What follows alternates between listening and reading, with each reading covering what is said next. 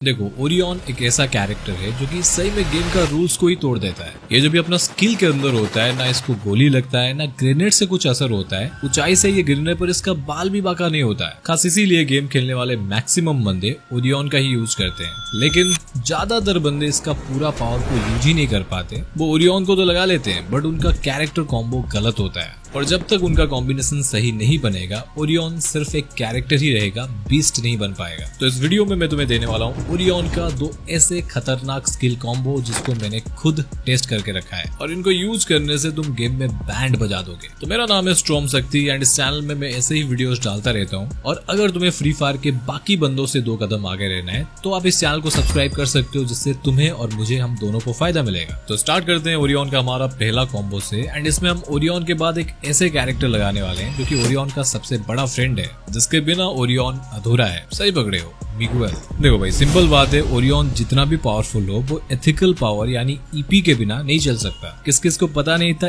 EP का मतलब ethical power होता है, कमेंट करके बताना। देखो, बिना ईपी के ओरियन बिना पेट्रोल के गाड़ी, बिना बैटरी के घड़ी और बिना छेद के चड्डी के जैसा है, चल ही नहीं सकता यार। ओरियन को एक बार यूज करने के लिए तुम्हारे पास कम से कम 200 ईपी होनी ही चाहिए, जो कि हर वक्त तुम्हारे पास नहीं होता है। तो तुम्हारा इसी कमी को पूरा करता है मिगुएल कैरेक्टर। ये मिगुएल को अगर तुम लगाकर किसी बंदे को निपटा देते हो तो इंस्टेंटली मिगुएल तुम्हें 200 ईपी दे देता है। और तुम्हें पहले से पता है ओरियन को चलाने के लिए तुम्हें 200 ईपी का ही जरूरत है। अगर तुम इन दोनों को एक साथ में यूज कर लेते हो तो तुम जितनी बार किसी बंदे को मारोगे मिगुएल तुम्हें ईपी देगा और तुम बार बार ओरियन का स्किल को यूज कर पाओगे। अब इस कॉम्बो में तुम मिगुएल के बाद कोई भी कैरेक्टर का यूज कर सकते हो, बट तुम्हें रखना नहीं है। तुम्हें एक ऐसा कैरेक्टर को रखना है जो तुम्हारे स्ट्रेटेजी को एक और स्टेप आगे ले जाए। तो थर्ड स्लॉट में हमें यूज करना है सानी को।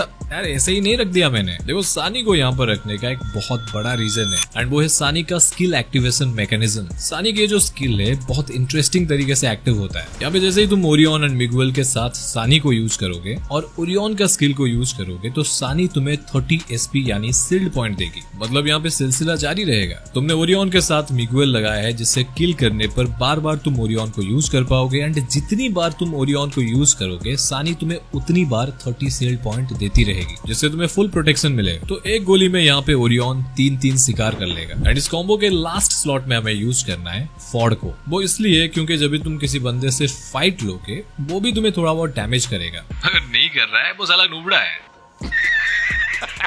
तो बात ऐसी है, अगर वो तुम्हें थोड़ा सा भी डैमेज दे देता है, मानो तुम्हारा हेल्थ को 5-10 भी कम कर दिया, अभी अगर तुम उस बंदे को मार भी देते हो और मिगुएल तुम्हें 200 ईपी दे भी देता है, तो भी तुम ओरियन को फिर से दोबारा यूज नहीं कर पाओगे, क्योंकि तुम्हारा एचपी कम है और ईपी एचपी में कन्वर्ट हो जाएगा और तुम्हारे पास ईपी बचेगा ही नहीं ओरियन को दोबारा यूज करने के लिए। तो यहाँ पे फॉर्ड क्या करेगा, जब भी तुम डैमेज खाओगे तो 4 सेकंड में तुम्हें 40 एचपी दे देगा, जिससे तुम्हारा हेल्थ भी फुल हो जाएगा एंड ओरियन को दोबारा यूज करने के लिए तुम्हारे पास सफिशिएंट ईपी भी होगा। अरे ये तो कुछ भी नहीं है, सेकंड कॉम्बिनेशन इससे भी ज्यादा खतरनाक है। तो ओरियन के बाद हमें इस कॉम्बो में एक ऐसा कैरेक्टर यूज करना है जो हमें अनलिमिटेड ईपी दे सके एंड वो इतना ज्यादा पावरफुल हो जिसके सामने एनिमी 2-3 सेकंड से ज्यादा टिक ही ना पाए। एंड वो कैरेक्टर है काइरोस। काइरोस अपने डिफेंस मोड में तुम्हें अनलिमिटेड ईपी दे सकता है एंड ओरियन का इस कॉम्बो में ईपी का कितना इंपॉर्टेंस है तुम्हें पता होगा। और इतना ही नहीं, काइरोस एक ऐसा खतरनाक कैरेक्टर है जो कि ईपी का यूज करके अपना ब्रेकर मोड में एनिमी का वेस्ट एंड हेलमेट को एक चुटकी में फोड़ देता है। तुम सिर्फ यहाँ से अंदाजा लगाओ, डबल बैरल के 2 गोली से लेवल 2 वेस्ट फूट कर